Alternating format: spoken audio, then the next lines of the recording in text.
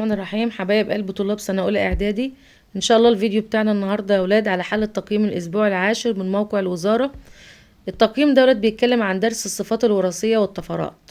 يلا نبدأ. درس جميل وسهل. توجد المادة الوراثية في نقط الكائنات الحية أوليات النواة.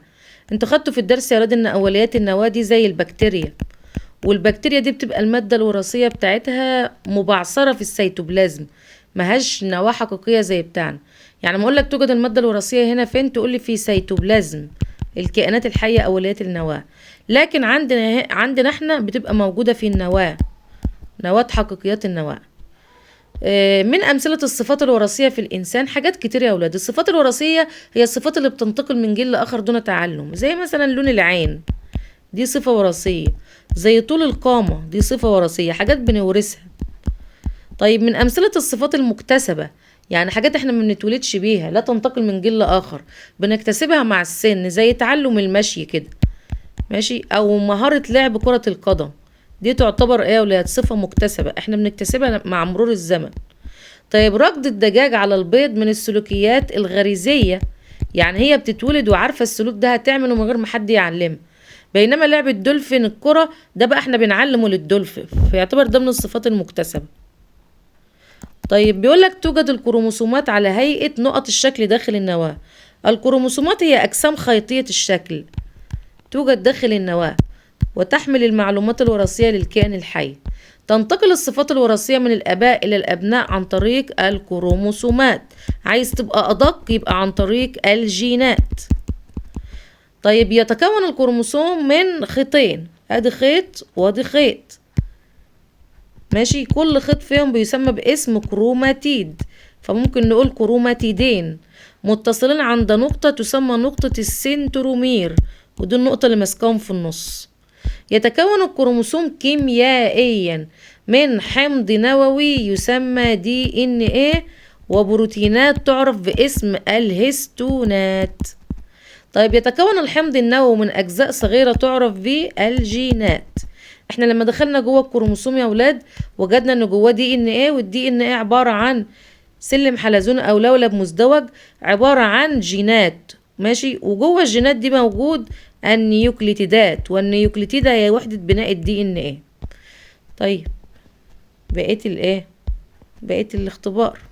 ما المقصود بعلم الوراثة؟ علم الوراثة يا ولاد هو العلم الذي يبحث في أوجه الشبه والاختلاف بين الكائنات الحية، والاختلاف بين الكائنات الحية. وإيه كمان يا ولاد؟ وكيفية انتقال الصفات الوراثية من الآباء للأبناء. كيفية انتقال الصفات الوراثية من جيل لآخر أو من الآباء للأبناء. طب ما هي الصفات الوراثية يا ولاد؟ تقول لي هي الصفات التي تنتقل من جيل لآخر، التي تنتقل من جيل لآخر دون تعلم. زي ايه يا ولاد؟ مش زي لون العيون او زي طول القامة، حاجات كتير. طب السلوكيات الغريزية هي السلوكيات برضو يا ولاد اللي بتنتقل من جيل لآخر دون تعلم. زي مثلا يا ولاد كده ركض الدجاجة على البيض، او زي نوم الخفاش في وضع مقلوب، ماشي، كل دي سلوكيات غريزية بيعملوها من غير ما حد يعلمها له. انما الصفات المكتسبة هي الصفات التي لا تنتقل من جيل الى اخر، لا تنتقل من اولاد من جيل لاخر، ويتم اكتسابها من البيئة المحيطة، المحيطة. زي اولاد بالظبط كده اللي هي تعلم مهارة لعب كرة القدم. طب ما هي الكروموسومات؟